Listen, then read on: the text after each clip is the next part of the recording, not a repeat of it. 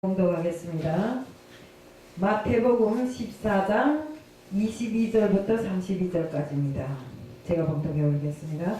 예수께서 즉시 제자들을 제축하사 자기가 무리로 보내는 동안에 배를 타고 앞서 건너편으로 가게 하시고 무리를 보내신 후에 기도하러 따로 산에 올라가시다. 저물매 거기 혼자 계시더니 배가 이미 육지에서 수리나 떠나서 바람이 거슬러 오므로 물결로 인하여 고난을 당하더라. 밤 사경에 예수께서 바다 위로 걸어서 제자들에게 오시니 제자들이 그 바다 위로 걸어오심을 보고 놀라 유령이라며 무서워서 소리를 지르거늘 예수께서 즉시 일러 가라사대 안심하라 내가 내니 두려워 말라. 베드로가 대답하여 가르되 주여 만일 주시어든 나를 명하사 물 위로 오라 하소서 한대 오라 하시니 베드로가 배에서 내려 물 위로 걸어서 예수께로 가되 바람을 보고 무서워 빠져가는지라 소리질러 가르되 주여 나를 구원하소서 하오니 예수께서 즉시 손을 내밀어 저를 붙잡으시며 가라사대 믿음이 적은 자여 왜 의심하였느냐 하시고 배에 함께 오르심에 바람이 그치는지라 배에 있는 사람들이 예수께 절하며 가로되 진실로 하나님의 아들이시로소이다 하더라. 저는 오늘 큰 믿음으로 풍랑을 이깁시다 하는 제목 갖고 하겠습니다. 기도드리겠습니다. 사랑의 하나님 아버지 감사합니다. 오늘도 큰 믿음으로 풍랑을 이깁시다 하는 제목을 들고 다녔었습니다.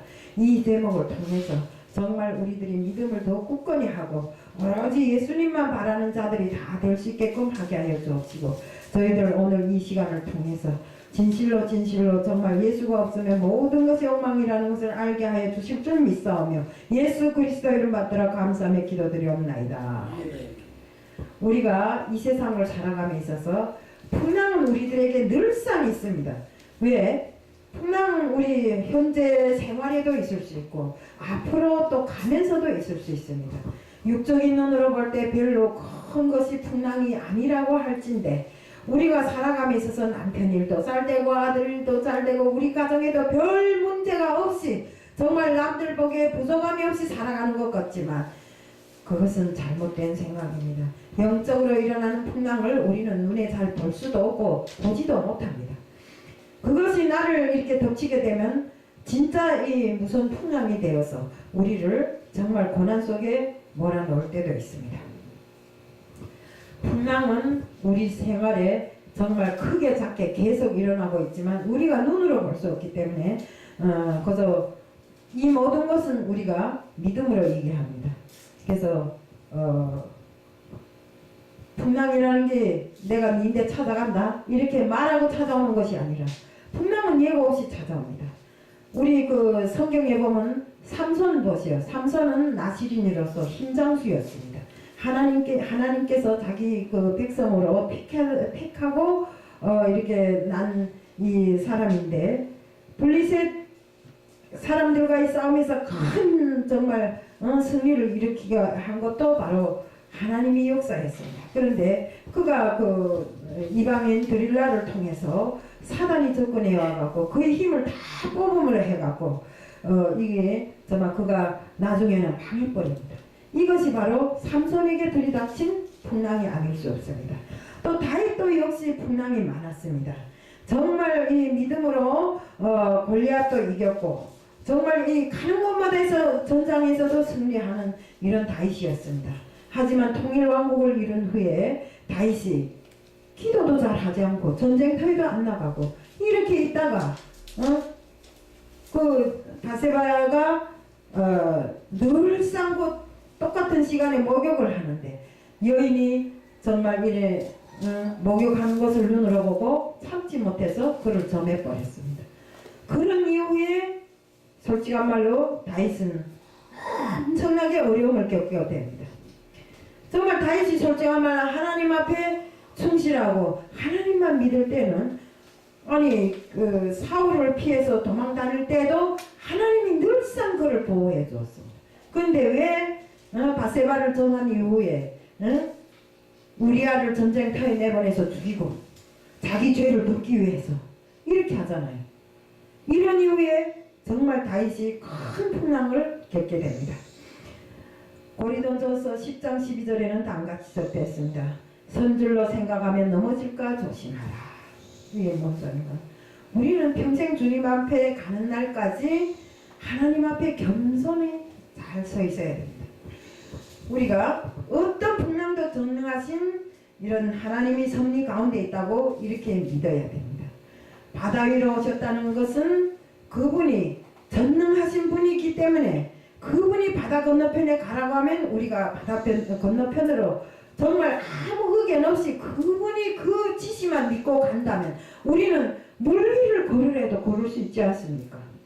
우리 여기 성경에서 보면 어떻게 되어 있습니까? 베드로가 주님이 걸어오시는 걸 보고 주님 나를 오라고 하소서. 그 오라고 했을 때 그 무서운 바다에다 발 열 때까지만 해도 베드로의 믿음은 너무나 큰 것이었습니다. 그러나 그에게 풍랑이 닥쳐오는 것을 보고 무서움을 탁 느꼈단 말이에요. 주님께서 오라고 해야 한 그 말씀 하나만 믿었다면 그는 바다에 빠지지 않았을 것입니다. 그 순간에 그에게 무서움, 사단의 역사로부터 무서움이 들어감으로 해서 바다에 빠졌습니다. 그렇기 때문에 주님께서 그를 건지셔서 뭐라 했습니까? 이 믿음 없는 자여. 믿음 없는 자라잖아요. 우리는 정말 무슨 일을 하든지 온전한 믿음으로 자신을 철저하게 준비해야 됩니다. 우리 여기서 풍랑이라면 나 자신의 잘못으로 의해서 진행되는 풍랑도 있고 또 하나님이 섭리 가운데 나는 잘못하지 않은데 이상하게 풍랑을 만날 때가 있습니다. 그러면 나 자신의 잘못으로 인해서 오는 풍랑은 내가 철저하게 하나님 앞에 회개하면 그것은 해결됩니다. 그렇지만 하나님이 섭리 가운데 오는 풍랑은 우리가 해결할 수 없는 게 기도로서도 해결되지 않습니다. 그럼 우리 어떻게 해야 됩니까? 이것을 참고 견디고 넘어가야 되는 것입니다.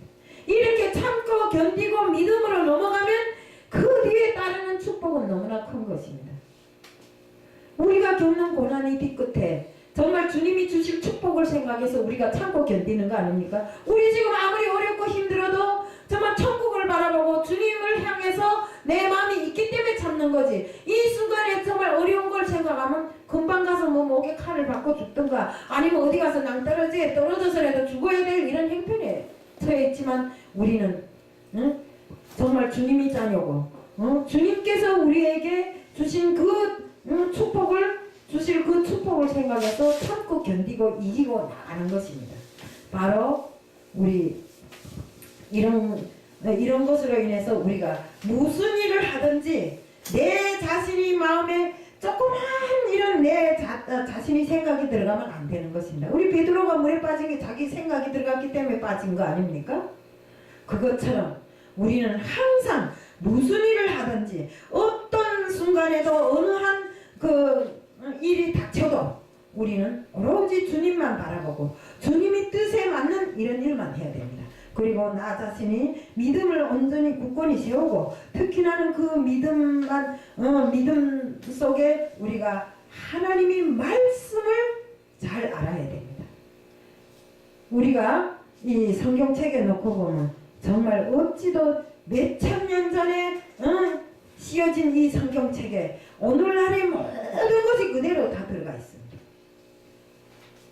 정말 옛날에 보면 내가 살 때만 봐도 미개한 이런 시대였는데 어떻게 그 시대에 이런 오늘에 맞는 현실에 맞는 이런 거를 이 성경에다 밝혔는지 바로 하나님이 그 성경 지명과 능력과 이 세상을 창조하신 하나님이 아니면 이런 걸 쓸 수가 없는 것입니다.